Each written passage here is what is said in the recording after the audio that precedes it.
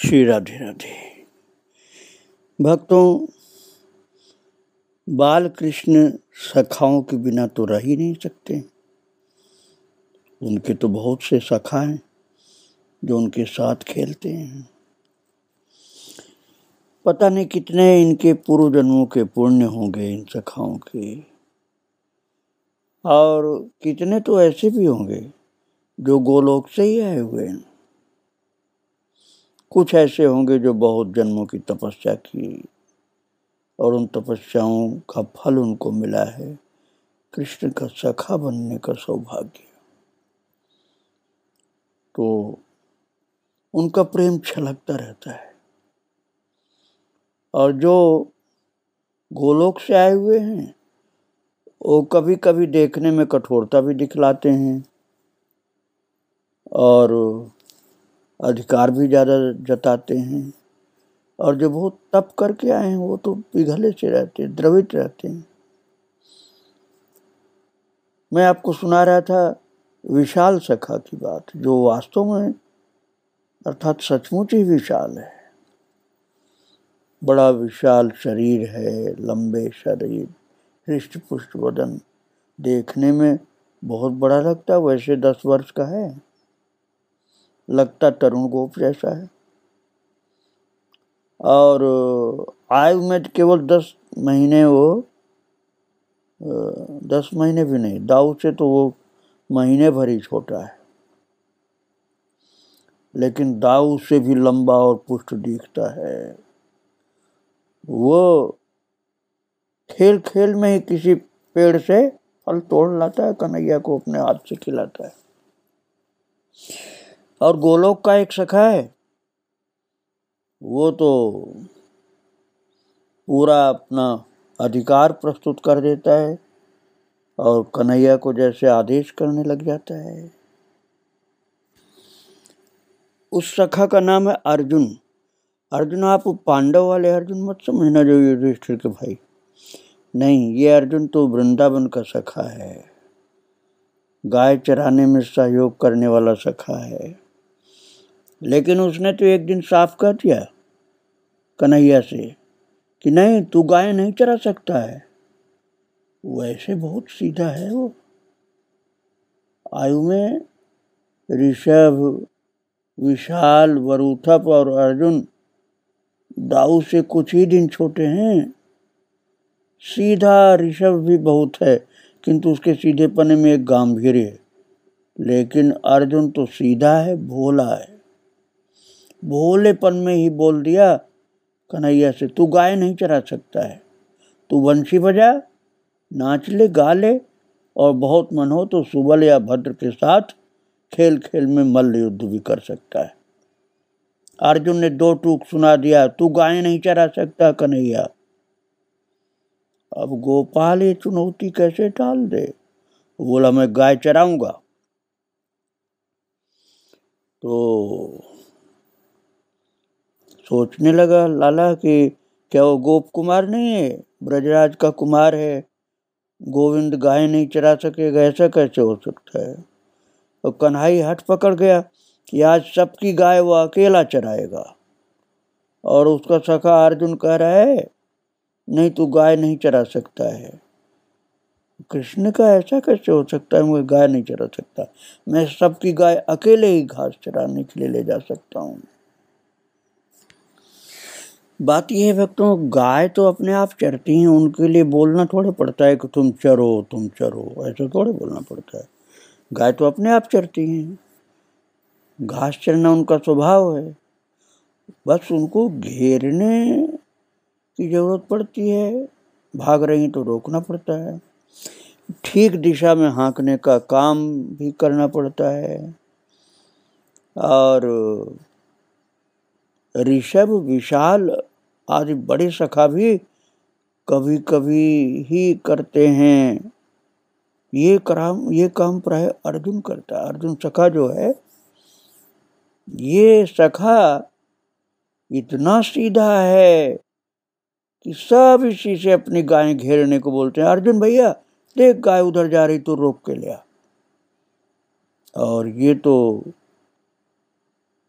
गाय भी घेरता है और प्यार से झगड़ा कभी कभी कृष्ण से कर देता है। जैसे आज बोल दिया तू गाय नहीं चरा सकता। फिर इसके बाद अर्जुन को सीधी बात जैसे कहने में कोई संकोच नहीं, उसने कन्हई को जोर से बोल दिया तू नहीं चरा सकता है गाय, व्यर्थ मत हट कर, तू गाय नहीं चरा सकता। अब अर्जुन का ऊंचा स्वर, झल्लाया हुआ स्वर सुन करके भद्र दौड़ करके आया कि ये लाला को बोल रहा है इतनी जोर से, कृष्ण को इतनी जोर से बोल रहा है। कितनी जोर से कृष्ण को बोलना तो असभ्यता की बात है, ऐसे क्यों बोल रहा है। तो आ करके भद्र पहुंच गया पास में, बोला बात क्या है, ऐसे क्यों बोल रहा है। और कन्हई तना हुआ खड़ा है, जैसे उसका चेहरा लाल सा हो रहा है। बोला मैं गाय चराऊंगा, मैं गाय चराऊंगा। तो भद्र हंस पड़ा, भद्र हंस पड़ा और कृष्ण से बोला अच्छा चरा ले, कोई बात नहीं, आज तू ही चरा ले गाय। और अर्जुन से भद्र ने कहा अरे तनिक चरा कर देख लेने देना, तो क्यों मना करने लग जाता है, तनिक गाय चरा कर देख लेने दे कन्हैया को। अब महाराज आज तक तो सब गायें और सखा ही संभालते थे, चराते थे, लेकिन आज तो लाला ने हट पकड़ लिया कि मैं गाय चराऊंगा।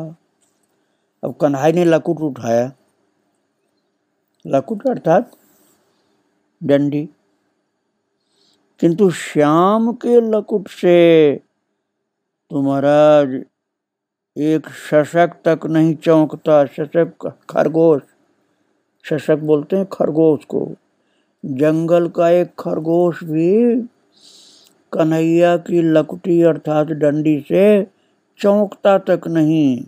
उसे लगता है कि कन्हैया ये डंडी से हमको प्यार करने वाला है। तो गाय क्या चौंकेगी, जब एक खरगोश तक नहीं चौंकता अर्थात डरता नहीं, तो गाय क्या डरेंगी। सब मोहन के चारों ओर घिर आई गाय। अब मोहन खूब डंडी अपनी उठाया घुमाया कि गाय जाएं उधर जाएं उधर जाएं, लेकिन गाय तो चारों ओर से घेर ले कृष्ण को। अरे जब कन्हैया ने अपनी लकुटी उठाई ना गैया को हटाने के लिए, तो गैया आ करके कन्हैया की लकुटी सूंघने लग गई अपनी अपनी नाक लगाकर। लाला आज बहुत सुंदर लकुटी हमको छुआ रहा है। सब अपने मुंह से सूंघ रही हैं, चूम रही हैं गोपाल की लकुटी अर्थात डंडी जो लेकर के गाय चराई जाती है ग्वाल वालों के द्वारा। वो डंडी जब कृष्ण ने उठाया तो महाराज सब गायें घिर करके आ गईं और सब लकुटी सूंघ रही हैं, चाट रही हैं, कोई भाग नहीं रही हैं। अब कृष्ण पास हो तो गायें चरने में लगेंगी या श्याम को देखेंगी सूंघेंगी। अरे भाई चरने का काम तो फुर्सत में हो जाएगा, अभी तो श्याम सुंदर पास में खड़े हैं, तो इसलिए मौका क्यों खोएं गायें। ये मौका नहीं खोने वाली थी गायें। सब गाय घेर रखी हैं कृष्ण को। आज सब कन्हैया की डंडी जो उठा रखा था एक हाथ से गाय की ओर, उसको चूम रही हैं, चाट रही हैं, सूंघ रही हैं। और भाई इंद्रियां इसीलिए तो संसार में भटकती हैं ना, चूमने चाटने सूंघने के लिए। लेकिन आज तो इनका सौभाग्य खुल गया कि संसार में नहीं चूम चाट रही सूंघ रही, सब कृष्ण को, कृष्ण की डंडी को बड़े प्यार से सूंघ रही हैं, चाट रही हैं और बार बार छू रही हैं, माथा छुआ रही हैं, बंसी छू रही हैं, बंसी को, डंडी को, कृष्ण के हाथ को। सारी गायें कहीं नहीं भाग रही। अब गाय कहाँ चरने जाएंगी कृष्ण को जब छूने का मौका मिल गया उनको। अब गोपाल स्वयं लकुट लिए पालन करने खड़ा हो गया कि तुम लोग मेरी आज्ञा मान करके, मेरे प्रार्थना मान करके घास चरो। लेकिन वो कोई घास चरने वाली है। अब चरना थोड़े सूझेगा उन गायों को। अब तो प्यार उमड़ पड़ा है कि हम एक बार कन्हैया का हाथ चूम लें, कन्हैया की बंसी छू लें। और सब गायें ही सोच रही हैं हमको मौका मिला है, रोजाना तो मौका मिलेगा नहीं, आज तो लकटी इसकी जो वही हम चाट लेती हैं, अपने हाथ से हमको छुएगा, हमें आनंद आएगा। अब कन्हैया ढकेलना शुरू किया उनको, गायों को। अरे हटती क्यों नहीं, अरे जा करके घास चर, ये हमारी डंडी काहे को चूम रही, चाट रही, सूंघ रही। कन्हैया ठेलता है, हाँकता है, किंतु गायें हैं कि टस से मस नहीं हो रही हैं। महाराज वो सब नंदनंदन को घेरे खड़ी हैं, सूंघती हैं और हुम्बा हुम्बा ऐसे करने लगी, हुंकार सी करने लगी। और महाराज इतना पूंछ उठा उठा के कूद रही हैं कि अब उनके थानों से दूध की धारा गिरनी चालू हो गई। और महाराज श्याम थोड़ा खिन्न सा होने लगा कि अरे ये तो गाय नहीं चरने वाली मुझसे, ये तो सब मेरे पास खेल रही हैं, सूंघ रही, चाट रही हैं। जैसे वो हार सा गया कन्हैया और हताश सा होने लगा। तो भद्र ने कहा, कन्हू कन्हू, अर्जुन पहले तुझको कह रहा था कि तू गाय नहीं चरा सकता, लेकिन तू माना ही नहीं।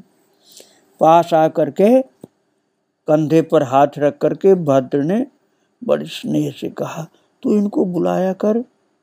अरे तू दूर गए को बुला सकता है, जो हम में से कोई नहीं कर सकता है, अपने से दूर हटाना तेरा काम है ही नहीं। इन सब गायों को अपने से दूर हटाना हम ग्वाल वालों का काम है। तेरा काम किसी को अपने से दूर करने का नहीं, तेरा काम है सबको अपने चरणों में बुलाने का। सब चले आए हैं, इसलिए ये कहाँ घास चरने वाली, इनको तो जो आनंद मिल रहा है तेरा दर्शन करने में, तुझको चूमने चाटने सूंघने में, वो आनंद घास खाने में थोड़े उनको मिलने वाला। इसलिए कोई गाय नहीं जाने वाली है। ये सब गायें तुझको ही देखेंगी, तुमको सूंघेंगी, तुमको चाटेंगी। और सायंकाल तू ही तो इन्हें बुलाएगा, तो अभी आ गई हैं। तो अब समझ में बात आ गई कन्हैया के, हाँ ये ना हमको छोड़ के नहीं जाने वाली, ये कहाँ घास चरने वाली, ये तो समझ सब मेरे ही पास घिरी रहेंगी।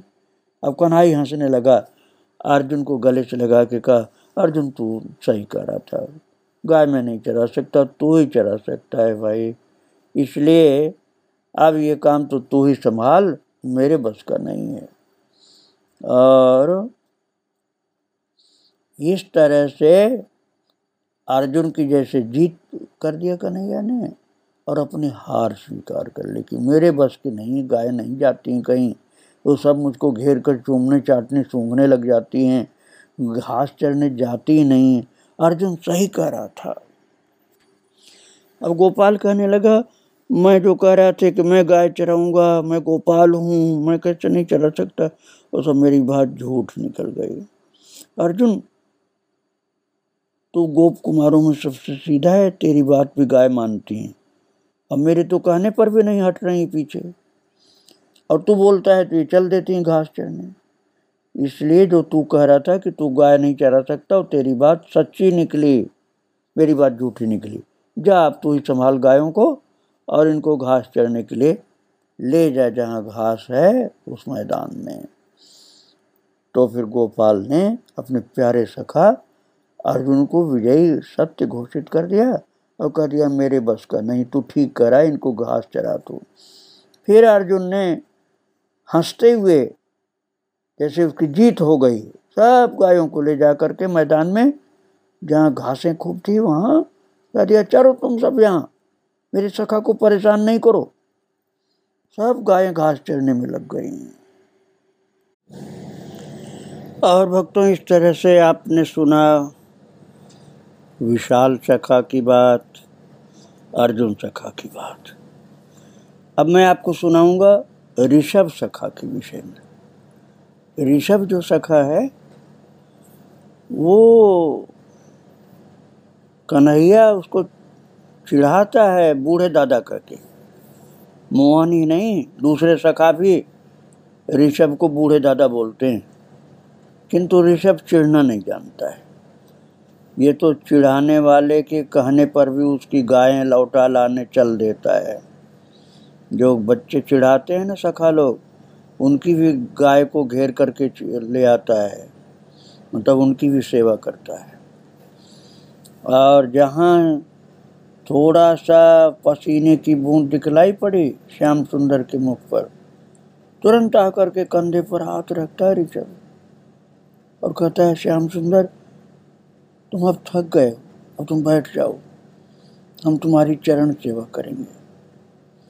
और भी बच्चे लग जाते हैं चरण सेवा में। यही ढंग है इसका। वैसे गोप किशोरों में सबसे बड़ा है ना, लंबा भी है, पुष्टकाय है, गंभीर है। ऊधम करना, चिल्लाना इसके स्वभाव में नहीं है। चिल्लाने का स्वभाव जिसका होता है वही चिल्लाता है, लेकिन इसका स्वभाव चिल्लाने का नहीं।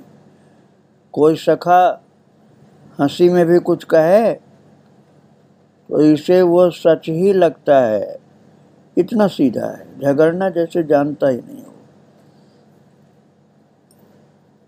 ऐसा नहीं होता कि घर का एक आदमी चिल्लाए तो सब चिल्लाते हैं। कोई तो बहुत शांत गंभीर होता है, कोई बड़ी चीख करके ही आवाज़ निकालता है। तो ये तो बहुत शांत गंभीर है। इसीलिए तो बूढ़े दादा कहता है लाला इसको। रहता है सदा दाऊ के साथ लगा हुआ, किंतु इसकी दृष्टि कन्हई को देखती रहती है। दाऊ के साथ रहता जरूर है, लेकिन दृष्टि से कन्हई को देखता रहता है। कृष्ण कब थक गया, कब प्यास लगी श्याम को, कब धूप उसे असह्य हो रही है, ये सब कृष्ण से अधिक इसे पता रहता है। कन्हैया को तो अपने ख्याल इतना नहीं रहता, लेकिन महाराज ये ऋषभ सखा, जिसको बूढ़े दादा बोलता है लाला, वो तो कृष्ण की बहुत निगाह रखता है। लाला थका तो नहीं, प्यास तो नहीं लगी इसको, धूप उसे परेशान तो नहीं कर रही। कृष्ण से भी ज़्यादा कृष्ण के शरीर का ध्यान रखता है। और जब ये कोई अनुरोध करता है, कहता सदा अनुरोध के ही स्वर में वैसे अपनी बात बोलता है, किंतु इसका अनुरोध तो भद्र तक आदेश मान लेता है। ऋषभ ने सघन वृक्ष के नीचे किसले की शैया बना करके उस पर पाटल, गुलाब बोलते हैं पाटल, एवं कमल के दलों की स्तर रचना कर दी। एक शैया बनाई छायादार वृक्ष के नीचे, और ये फूलों की ये पाटल पद्म अर्थात गुलाब और कमल के दल भी बिखेर दिए, ढंग से बिछा करके ऐसा कर दिया जिससे लाला को आनंद मिले। और बड़े प्यार से हाथ पकड़ कर, कृष्ण तुम आराम करो, कृष्ण देखो तुम थक गए हो, आराम कर लो। अब नटखट नंदनंदन तो सहसा कूदना उछलना छोड़कर रुक गया जब उसने हाथ पकड़ लिया ऋषभ ने। अब फिर बोला, कन्हैया अरे मैं कहाँ थका हूँ, मैं तो अभी थका नहीं है, तो हाथ पकड़ के मुझे आराम करना चाहता है, कराना चाहता मुझको। और ऋषभ ने कहा, नहीं नहीं तू थक गया, तू बैठ जा, देख हम तेरे लिए शैया लगा दिए हैं, कितनी सुंदर शैया लगाई गई इस सुंदर छायादार वृक्ष के नीचे।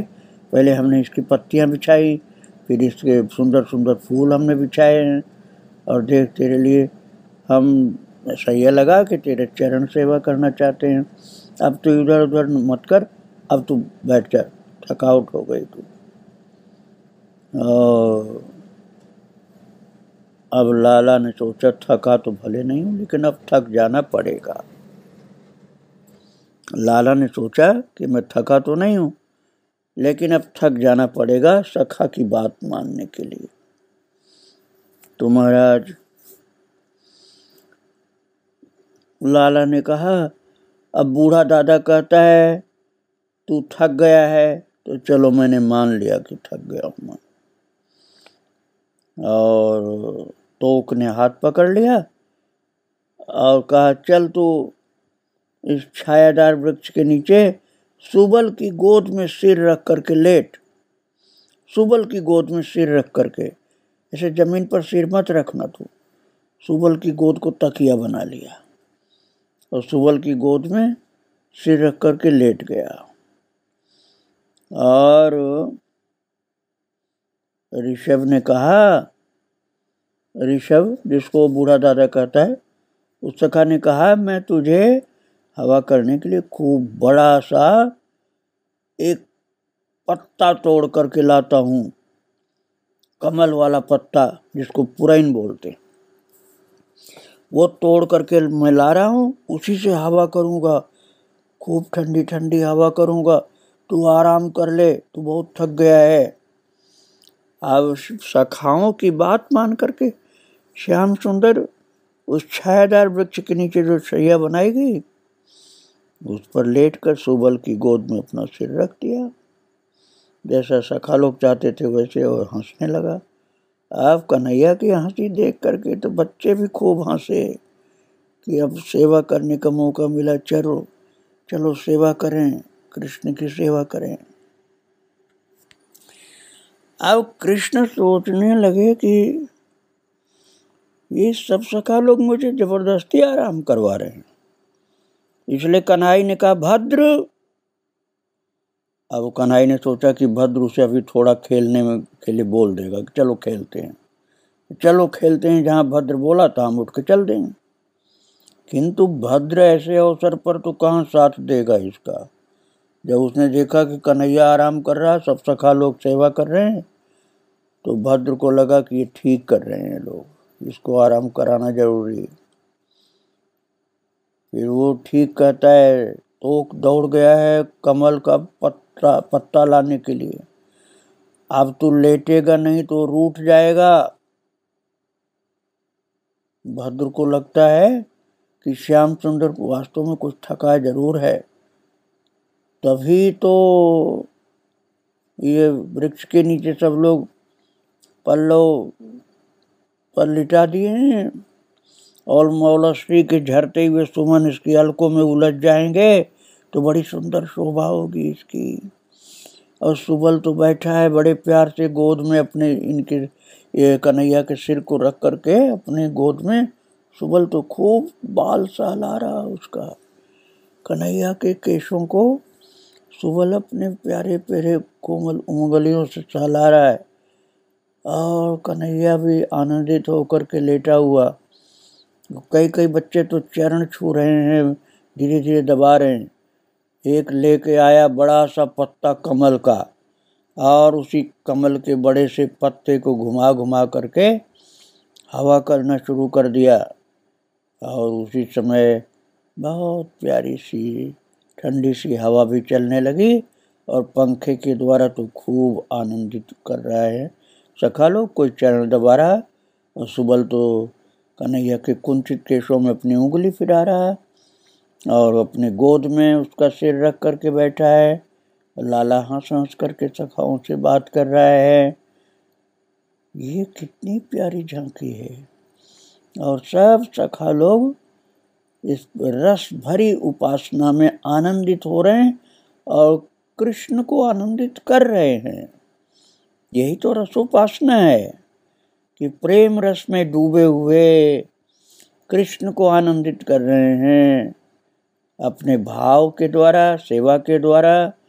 और कन्हैया भी आनंदित होते होते इन सबको हंस हंस करके आनंद में डुबो रहा है। और यही प्यारी झांकी, प्यार भरी, सेवा भरी, आनंद भरी झांकी हम अपने अंदर रखें और इन सब सखाओं सहित कृष्ण को प्रणाम करके रसोपासना की आज इस झांकी को यहीं विराम दे रहा हूँ। श्री राधे राधे, जय श्री राधे राधे, श्री राधे।